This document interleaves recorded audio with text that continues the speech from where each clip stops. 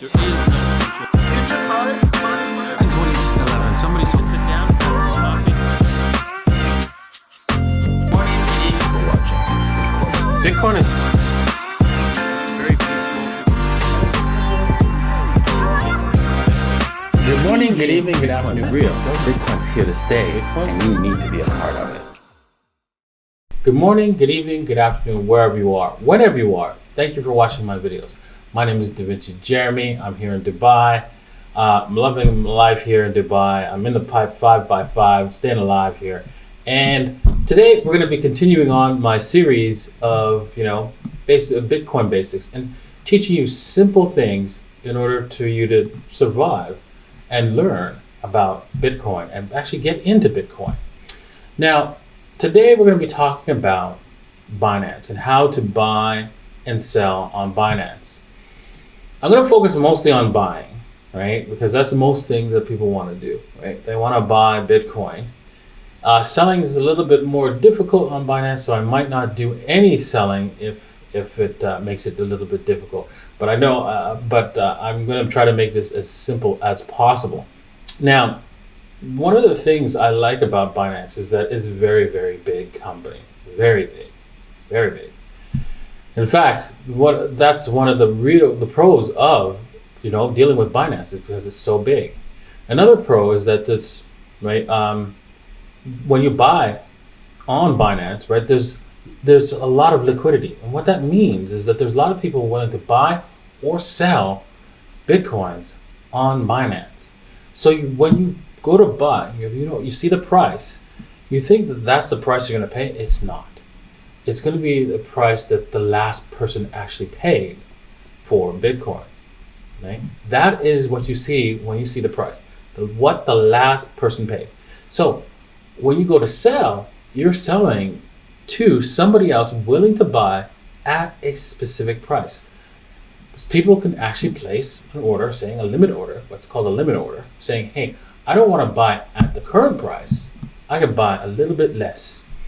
And if somebody wants to sell it to me, then that's when I'm going to get it. Or if somebody wants to sell Bitcoins, they can say, I don't want to sell it at the current price. I want to sell it a little bit higher. And so if they want to buy it from me, they're going to have to meet my price. Thus, when you're going to buy Bitcoins at Binance, there's so many people putting these limit orders both on the buy order and the sell order that your price will not move very much based on what the last current price was. So you will actually get the best quality liquidity at Binance.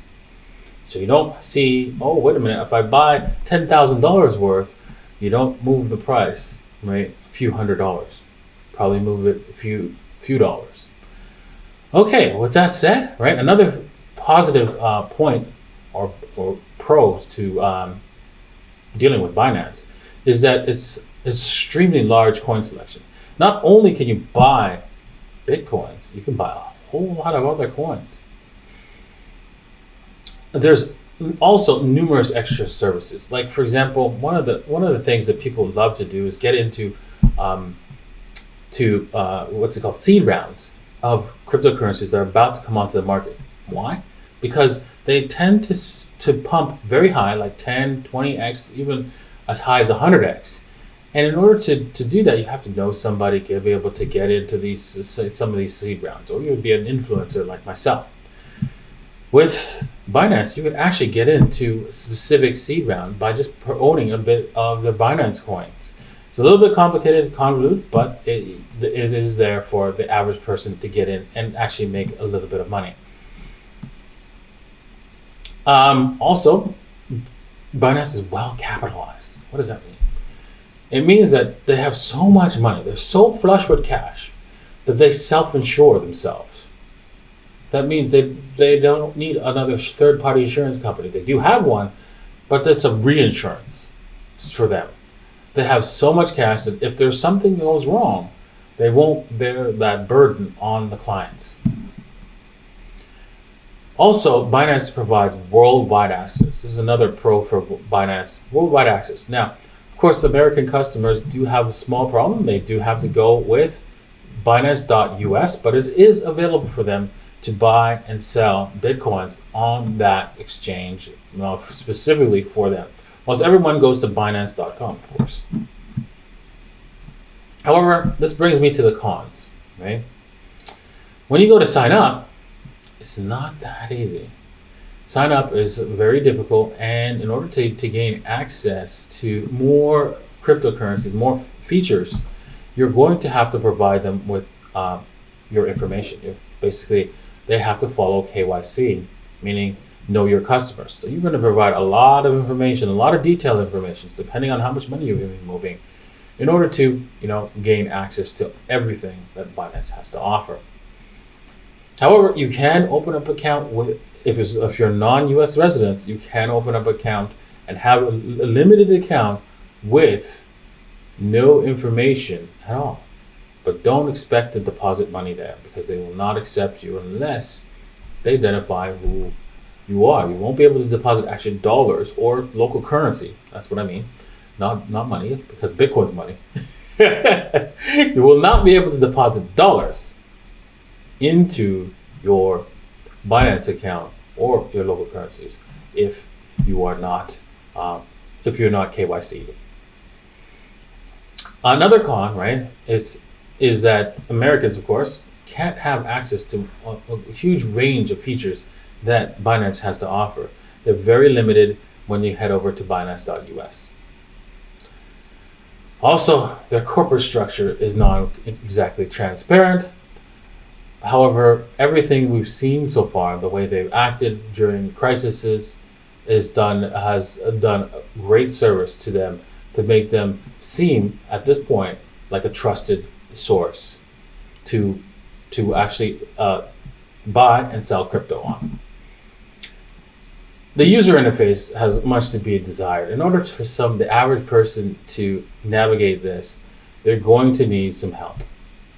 It's not very easy. It's not very intuitive. I had to spend a lot of time just coming up with a way to show you the easiest way to get through this maze and buy some crypto. Another thing I noticed, right, and I want to point out, is that dust coins cannot be withdrawn. What does that mean? They do not allow you to withdraw up to a certain decimal places. Even though the coin can support a higher decimal place down, they don't allow you to withdraw up to a specific decimal place. So it gets your wealth, a portion of your wealth gets stuck there. In fact, I have closed one of my Binance accounts and closed them all down, and I have about $2,000 worth of cryptocurrencies, because I had many of them that I never ever withdraw from, because they prevent you from actually withdrawing up to a specific decimal place. That's not quite good, especially if they have tens of millions of clients, right? They are holding on to potential millions and millions of dollars that people can't never withdraw. There are a few more cons about Binance. One is that it's very confusing just to do some trades. I mean, if you try to do a regular trade where you set a limit order or a buy order, you'll be frightened to death. Most exchanges are like this, of course, but this one has a whole lot of things going on if you just try to place a limit or buy order. But we won't be talking about that in today's episode. Basically, too many things are going on when you get onto their website. The final con about Binance is that there's too many authentication requirements. What do I mean by that? If you want to log in, you're going to need Google Authenticator. But not only that, they're going to require that they send you an email to verify who you are. And then sometimes that's not enough. They want you to add your phone number. And then sometimes that's not enough. They actually asked me many times to show my face and prove by sticking out my tongue or blinking my eyes or touching my face in order to prove that I am making the transaction. A little bit over the top. One final con for Binance is the KYC. Unfortunately, if you want to transfer your cash to buy crypto, whether using a credit card or your bank transfer, you will need to use the KYC. If you already have crypto or already have USDT, right, for example, then it's fine. They will accept that directly transferred to your account without being without them identifying who you are.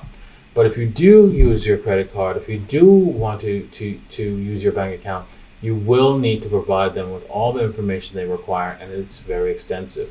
And the amount of money that you are willing to transfer will increase the number of data requirements they will require from you. So they will need to know, for example, where the funds are coming from if you decide to go something well over 50,000 or 100,000. I don't know where that threshold is, but there is a threshold where they will stop your account and say, hold on, you need to tell us where you're getting this money from. This can be very annoying in the process, but hey, this is how you have to do it. Now, assuming that you've done all this, of course, you can go ahead and start buying crypto. And I'm going to show you how to, the most simplest way, once you've gone through the whole verification process. And I know it's long, I know it's tedious. We can go ahead and buy crypto very, very simply. And I'm going to show you that right now. So over here, you can see, right, as I'm already logged in, and this is the screen that you get to come to. And the first thing you can do, right, is head over to buy crypto, USD, and you can click on, bank deposits or credit cards. And this will only show up if you are verified. The credit card is going to show up, but it will not let you buy the crypto or Bitcoin or whatever you like with the credit card until you are verified. And you have to be careful if you're going to use your credit card, because most credit card companies will consider it a cash advance. So the best thing to do is to use the direct wire transfer to Binance. Now, there is a trick to this, of course, but first off, let's talk about which currency you're going to be transferring. So if you're going to be transferring anything other than USD, make sure that you type in the currency that you wish to transfer, and then they will allow you to actually convert that currency to Bitcoin or any other cryptocurrency. Okay, with that said, if you're depositing USD, there is a small trick. If you select USD and you go, you click here with Swift payments, you'll notice that it's going to say BUSD can be withdrawn as USD. Now, what does that mean? I know it's not clear. It's not. But what they do is when you deposit USD, it automatically converts to what's called BUSD. And that is just another cryptocurrency. And that's been regulated by the United States government. So you will be depositing into your USD into BUSD. So that is the key trick. Remember, that's what you're going to be getting. And so once you've typed in, like, let's just say I'm going to put in 19,000, you'll see 19,000 show up in your account under BUSD. Right, you hit continue and you follow the instructions to go and do your wire transfer. They'll give you wiring information. I'm not going to click continue on this. Okay, once you've done that, right, you're ready to go and buy your crypto. And I'm going to show you that in 1 second. So now we're going to purchase some Bitcoin with the deposited dollars that we've done to this account. We're going to head over to fiat, the spot, and if you've done the deposit with any other currency, right, you'd obviously type in your own currency here, whether it be Great British Pound or Australian dollars, right? You can see them actually right here. But I'm going to use BUSD, because that's what most people are going to be using, and I'm going to head over to the convert button, as you can see right here. The convert button is the easiest way to buy, basically, your Bitcoins. Now, it defaults to USDT and Bitcoin.